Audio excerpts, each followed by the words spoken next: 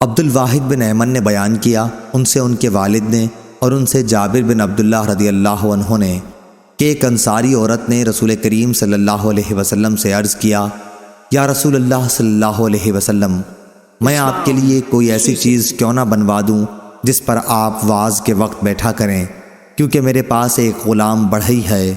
آپ صلی اللہ علیہ وسلم نے فرمایا کہ اچھا، تمہاری مرضی۔ راوی نے بیان کیا کہ پھر جب ممبر آپ کے لیے اس نے تیار کیا تو جمعہ کے دن جب آن حضرت صلی اللہ علیہ وسلم اس ممبر پر بیٹھے تو اس کھجور کی لکڑی سے رونے کی آواز آنے لگی جس پر ٹیک دے کر آپ پہلے خطبہ دیا کرتے تھے۔ ایسا معلوم ہوتا تھا کہ وہ پھٹ جائے گی۔ یہ دیکھ کر نبی کریم صلی اللہ علیہ وسلم ممبر پر سے اترے اور اسے پکڑ کر سینے سے لگا لیا۔ اس وقت بھی وہ لکڑی اس چھوٹے بچے کی طرح سسکیاں بھر رہی تھی جسے چپ کرانے کی کوشش کی جاتی ہے۔ اس کے بعد وہ چپ ہو گئی۔